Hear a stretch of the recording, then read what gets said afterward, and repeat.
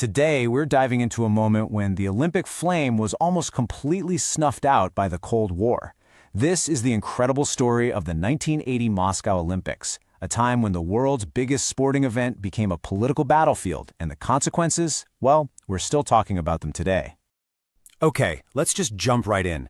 Take a look at this. It's a pretty shocking piece of propaganda. That's Misha the bear, the friendly, cuddly mascot for the Moscow Games, being, well, attacked. This one image says it all, doesn't it? How did an event that's all about peace and unity get so tangled up in a global conflict? Let's unpack that. So to really get what happened in 1980, we have to remember the world it was happening in. This was the peak of the Cold War. And back then, the Olympics were never just about sports. No way. For the two superpowers, the United States and the Soviet Union, every single medal, every national anthem, it was all part of their relentless ideological battle for who was number one.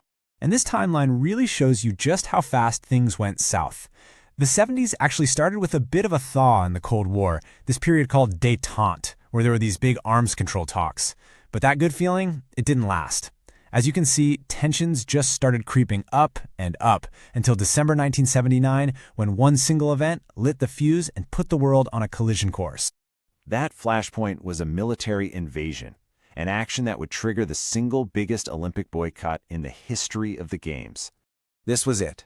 Right at the end of 1979, the Soviet Union sends tanks rolling into Afghanistan to prop up a friendly communist government there. Now, to the West, this wasn't just some regional issue. It was seen as a bold, brazen act of aggression, a dangerous move that absolutely demanded some kind of response. And here is that response. President Jimmy Carter basically goes on TV and draws a line in the sand. He directly connects the invasion to the Olympics, turning the Games into this massive high-stakes bargaining chip. The message couldn't have been clearer. Get your troops out, or we're not coming. The month went by, the troops stayed, and Carter had a huge decision to make. And this is where things get really interesting. Carter's ultimatum wasn't just a threat to the Soviets. It forced the entire world to pick a side. You either stood with the US against what was seen as Soviet aggression, or you defied them and went to Moscow. The whole Olympic ideal of unity, it was completely shattered. And this number, 80, it tells a huge part of the story. Only 80 nations showed up to compete in Moscow.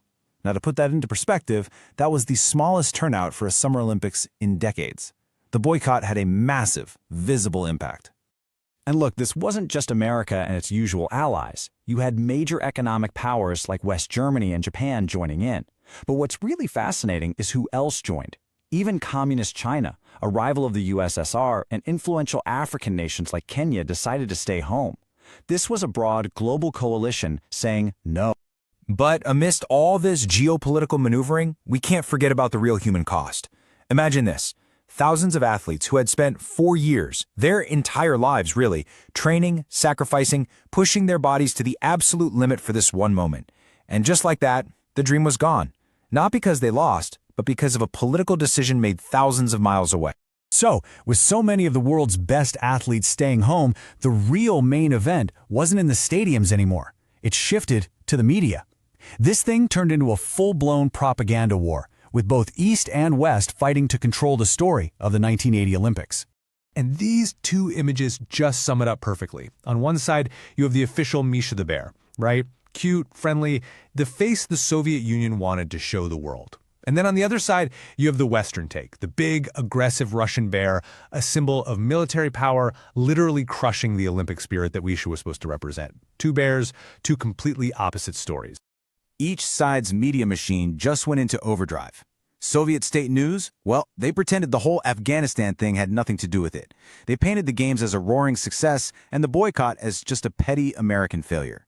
Meanwhile, in the West, the media framed the entire event around the invasion, using the boycott to whip up anti-Soviet sentiment at home. So here we are, more than 40 years later. What do we make of it all? What was the real legacy of this boycott? And in the end, was it actually worth it? It really all boils down to this one question.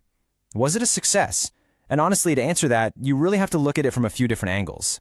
When you look at the arguments side by side, you can see why this is still debated. On one hand, sure, it was a huge symbolic blow. It publicly embarrassed the Soviet Union and definitely damaged their prestige. But then you look at the other side of the coin. It didn't achieve its main goal. The Soviets didn't leave Afghanistan. It absolutely crushed the dreams of a generation of athletes, and it kicked off a cycle of revenge. Because, of course, this wasn't going to be the end of it. Retaliation was pretty much inevitable. 4 years later, the Olympics were in Los Angeles, and what happened? The Soviet Union and its allies announced their own boycott. This whole tit-for-tat dynamic was now in full swing, dragging the Olympic movement even deeper into politics. And that brings us right up to today. You know, the echoes of 1980 are still bouncing around in the ongoing debate about politics in sports. The Olympic Charter has this thing called Rule 50, which basically says no political demonstrations at the Games. It's a direct result of this messy history. But a lot of people today are asking if forcing athletes to be silent is even the right thing to do. And that's the question we're left with. The 1980 boycott proved that sports can be an incredibly powerful political tool, but it also showed the heavy, heavy price of using it. It really forces us to ask a question that's more relevant now than ever. In a world that's so full of conflict, is it even possible, or is it even right, to ask sports to stay neutral? Thanks for joining me.